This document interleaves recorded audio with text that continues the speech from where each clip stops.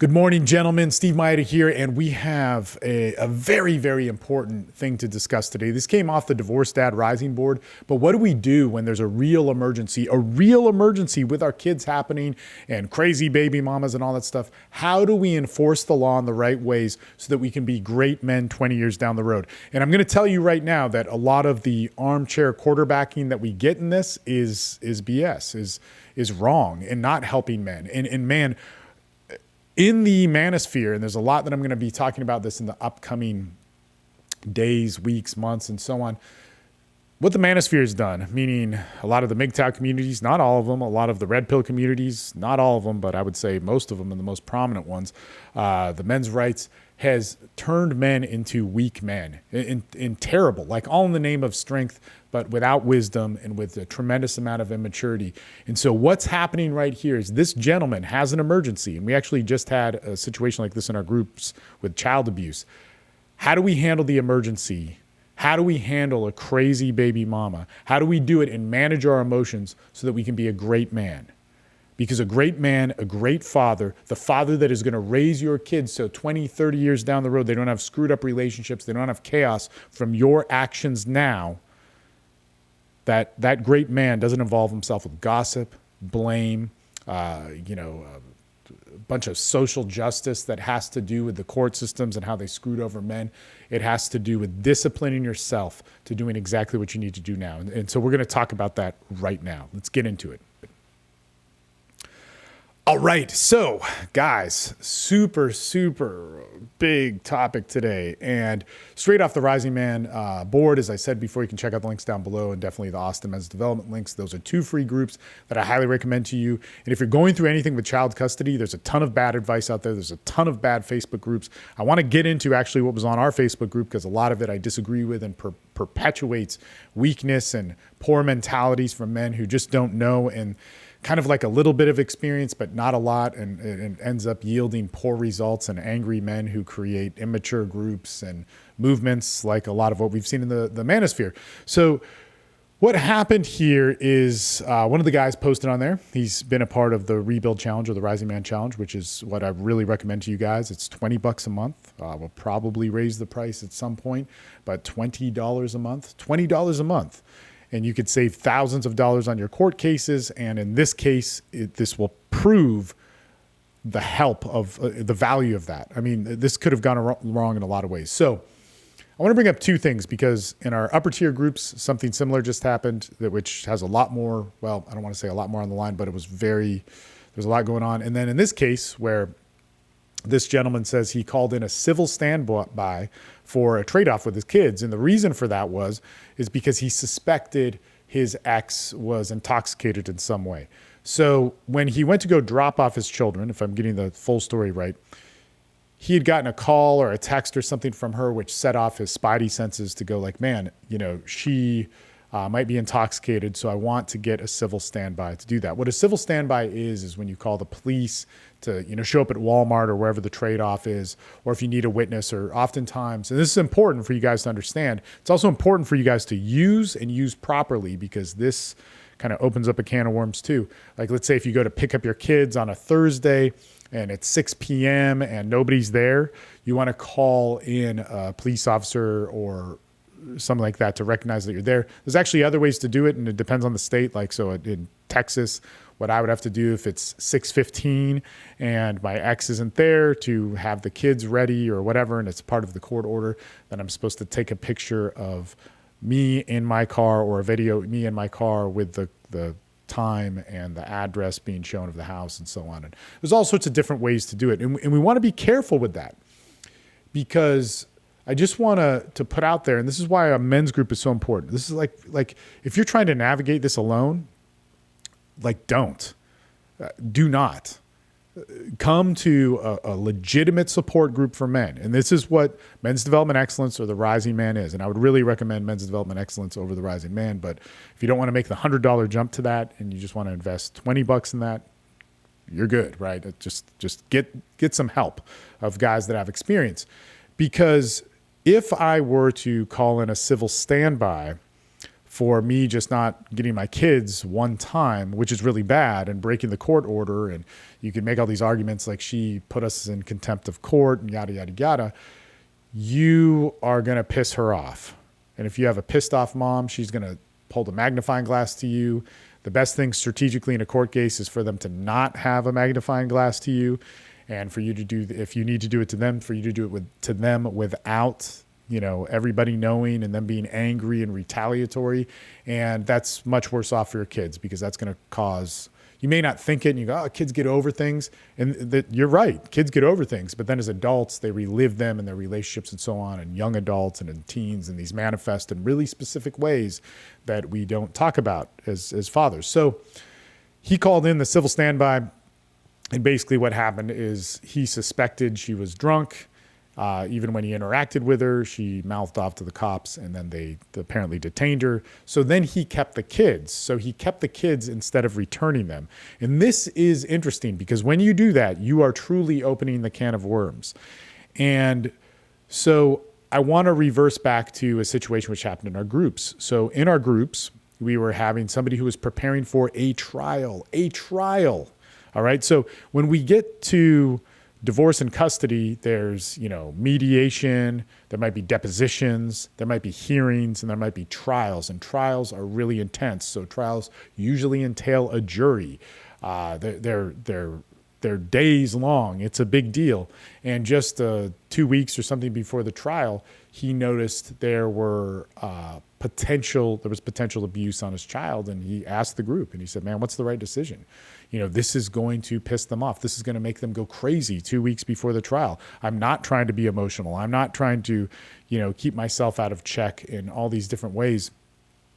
And, he made the decision he made, which was to go to the doctor in the hospital. And we, after bouncing it off of his attorney and multiple members of our group who have his best interest in mind and are not emotionally reactive. Remember, we want to make decisions that are not emotionally reactive. He decided to go to the emergency room and get it recorded. Now, this did set everything off and whatever. And it affects the stress of his trial, and it makes his attorney bills go up, and it may not amount to anything, but it really causes a greater divide and anger between him and his ex that is not good, but it seems like there could be abuse going on. So what do you do with that? So the problem with a lot of these situations is oftentimes when men are heated in an emotional, reactive situation, like a divorce, happens all the time. It happens all the time with women too, is we then make claims that are overreactive. And you can sit there and go, and this is where I disagree with a lot of the comments that are even on my board on this, is like, document it. This is what you do. This is like a good sign of bipolar disorder or whatever, or call your attorney. It's kind of like no shit. All right. This is the kind of advice that we get on most divorced men's boards. Like, okay, really? I'm supposed to call an attorney? Okay, I get that. Okay, I'm supposed to document it? Okay, I get that. And let me just tell you what happens in these situations. And this is where ignorance plagues the manosphere, is we think it's about power. We think it's about all this stuff. No, it's never about power. You protecting your kids from a potentially dangerous situation, from a narcissistic mom, from an alcoholic mom, from a mom who is abusing the kids or allowing her boyfriend to abuse the kids, or whatever the situation is.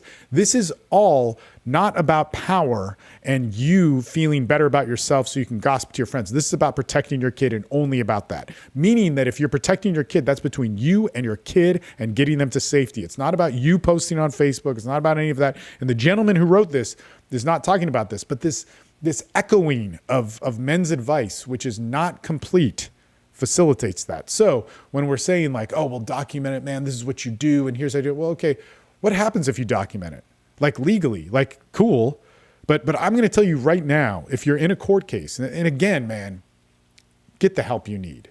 We made a whole product about this, like talking about this. What you need to do if you're documenting something is you need to show a consistent and long-term pattern. And that is kind of influential in a trial or a hearing. And trials and hearings are big deals. The difference is a hearing is just with a judge. There could be some witnesses called. A trial has a jury and there's a lot going on. Documentation is not that big of a deal. But let's say you have documentation. That doesn't mean you're going to get child custody by gossiping to your friends. That doesn't mean that it proves to yourself and her and whoever else that she sucks as a mom. All that means, if you document something, is that you're creating a pattern that if you do go to a hearing or a trial, maybe a mediation, it'll have some sway, that you're going to have a little bit of pull your side, and it's not that big of a deal. So if you're documenting things, expect to go to a hearing or a trial and have some leverage in mediation. But other than that, documenting things doesn't help, and you should document things. But I just want to be clear, in the situation that this man is talking about, where there is potential, danger of kids going into a car with an inebriated mom, documentation is not going to help. This is like that armchair BS dad advice that we get. Or, read a book on narcissism, or read a book on the psychopath next door or sociopath next door, or whatever it is. Like, how is that going to help in this situation? And I'll tell you this, if you really want to beat a narcissist, you don't have it in you unless you are one. You do not have it in you to play that game. You need to hire a lawyer who has it in him. But blaming that or any of that doesn't do any good for your kids. Like the research and how victimized you were. And I'll even say this, man, when it comes to narcissism or behavioral disorders in divorce, I mainly think people are more stressed in those times and these things come to the surface. Our culture promotes it in so many ways. Like when you look at corporate America, it promotes, basically what, being a sociopath is cutting off your emotions to get what you want. I mean, we have a culture that embraces this in so many ways. Like under high stress, when people are reactive and emotional and don't know what to do and they're panicked and, they get all this stupid stuff, they do these things, right? And it doesn't necessarily mean that they're going to be that for the rest of their life. But if you do really, if you are really, like I have clients who are true sociopaths, diagnosed multiple times. It's not like I read a book or my therapist told me they're sociopaths. You cannot handle them. Like if that is true, you're fucked, and then hire the right people to help you in that.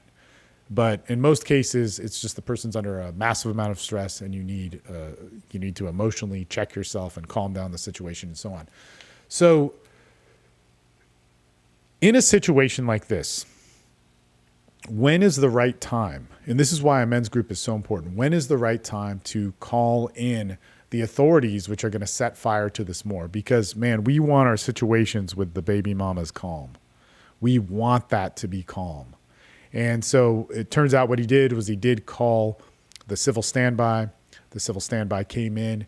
It turns out she had some problems with the police officer who showed up, and he did detain her. And then, it was put on record. So it was documented. I mean, if you're calling in a civil standby, it's kind of like it was documented. Again, I hate these comments because they're not really serving anything.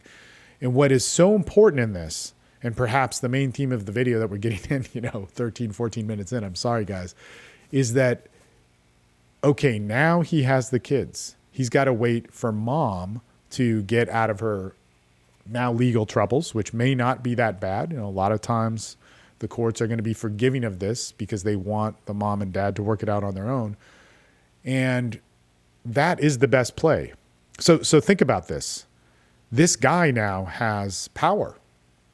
He has on record that the mom showed up and was at least inappropriate, at the very least. Maybe she was intoxicated or inebriated, which would be, again, criminal. My ex did the same thing. My ex did things which are felony offenses, multiple, that have to do with kids, that have to do with all sorts of really bad stuff. I have that on record. I have that on sworn testimony. And the admission of those things and the even, how do I say, not the encouragement, but the defending of her actions, that she was allowed to do these different things of what would be considered legally cut and dry abuse and yada, yada, yada. So what do we do with that? Remember, we want to be good fathers. We want to be good fathers. You want your kids to grow up without emotional damage and pain. I get it. You've sold me your ex is a narcissist. because everybody told you and you read it in a book. You chose her. You have kids with her. That's the reality. How do we stabilize this? How do we as a man build families that are good, that do not have problems, where kids marry the wrong person, where kids grow up in a world that is harsher than ours and don't, have depression or addiction issues or different self-image issues? How do we do that? Because these are the things that specifically come out of divorce and custody problems when there's already stress. And it sounds like there's a tremendous amount of stress already, especially if there's an alcoholic mother. So what do we do as men for that? Sorry. And it's tough because this is why you need a men's group. You can't take this. This guy has power right now. You can't take this power and go, man, I have power over her. I can keep the kids. The best option in any divorce and custody means neither of us fully win. The option that I want, the option that she wants, is always going to be like power over them. But the best option means that we both see the kids and mom does okay. Well, we can't control mom anymore. But mom taken away because she's a drug addict or whatever issues, or she's abusive, is, man, that's really bad. And this is a tough thing because do we allow certain levels of trauma happen to our children for the sake of both parents being around? And here's my take on this, is in the long play, that is better. And here's why. Because a lot of times we're so emotionally bound, we envision our ex as the worst, just like they envision us as the worst. They're probably not the worst, but they could be, right? They could be. But also, my kids were taken away from me. They were taken away from me for 5 years. I can bitch about that all I want. I had to pay this money. It was heartbreaking.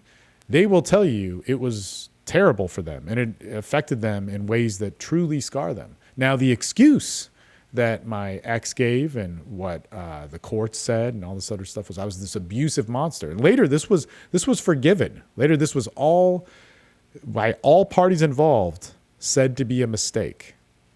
It was a huge mistake. Huge mistake. But my ex had enough evidence to go to court and create this whole thing where I was an abusive person.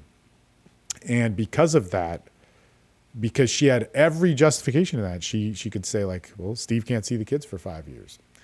And that's a huge deal.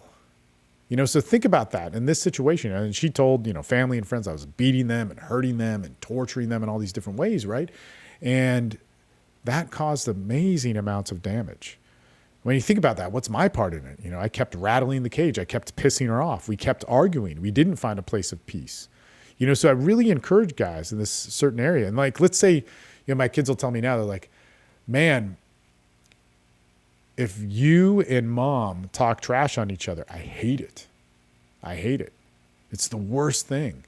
Like, why do you do that? And I'm like, man, I don't do I do that? Tell me. And, we try and work out that thing, but they tell me that's one of the most damaging things. When you get into working with kids on a psychological level, that is massively damaging. And you might be saying your kids aren't affected, your kids deal with it, and they're dealing with it. Their kids are brilliant at dealing with traumatic issues, but it sets a pattern for later in life, like meaning like, oh my God, okay, I got to act this way because dad acts this way and mom acts this way. And so I got to schedule it and okay, I can do it. All right, I got this. Awesome. Point of pride. I'm a brilliant, genius kid. In the meantime, they're building the maps for codependency in the relationships down the road. So it's great how they're dealing with it. It's truly tremendous, but just don't put them in those situations as much as possible because trauma exponents, meaning when they're 14, 15, 16, 20, when they're 25, when they're 30, the world gives them more opportunities for that trauma to grow in. And there's just more ways to accept pain and amplify it in our world these days. We see this like big time with addiction. And so we as men got to be real smart. How do we bring back peace with the mom who has a substance abuse problem? Specifically, I'm going to say, if you're with somebody who does have a substance abuse problem, this gentleman, you should go to Al-Anon immediately, or adult children of alcoholics immediately. and just listen to what they say, because that's going to tell you how to manage her best. It's going to tell you how to set boundaries without rocking the boat and bringing in your own baggage. And it's going to help fix the things within you, like that won't create problems that you don't think are problems. It's super important. Okay. You should probably get therapy yourself on your part. Like, so I think it's interesting when I go to therapy, I ask my therapist, what's wrong with me? Or here's what I did, or give me feedback on this. When I get new guys in my groups and they say they go to therapy, they say like, well, my therapist thinks this about so-and-so. Man, I never have that discussion with any mental health professional. Like, in fact, I've had mental health professionals tell me about problems with other people in my life. And I'm like, no, but how does this affect me? Why am I choosing this person? You know? And so like when you go to therapy or these things, I think it's important that you move in a act of self-responsibility. And then as a father, your kids need someplace stable. So at minimum, you know, of course, don't talk shit on the ex. Don't say they need to be like scared of them. Don't try and over coach them. You know, just give them a stable place. Give them a room. Give them the things they want. Make sure that dad is not emotionally rattled, or you handle that in the best ways. You don't need to posture it. It's complex. And the way to do those things 100% is, I would say, join a men's group. If you are not in a men's group and you're going through this, you are making a big mistake. And look, man, I made 2 for you. One is $20 a month, and you could get a lot of the help you need. You get 3 calls a week. You know, take them seriously. In fact, right now in our groups, they're the best calls, because all the dudes from the upper tier groups go, man, this is the time where I can get Steve one-on-one, because all the rising man guys don't do shit because they're only paying $20 a month. And man, they're good calls. This week, they've been the best calls. And then also, I would just, if you can, go for Men's Development Excellence, because that is really where you're going to get the best advice. In any case, guys, a lot of stuff in this thing, a lot of stuff in it. Hope this means something to you. Hope you're watching. If you're a divorced dad, take it seriously. Don't listen to a lot of the BS out there. I don't know why it sucks. Well, I know why it sucks. There's a lot of anger. There's a lot of pissed offness.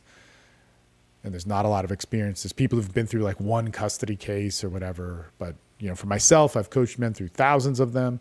And I've also been through 2 myself. And I ended up on top. You know, whatever. You know the story. All right. Check out the links down below. And we'll talk to you guys soon. Later.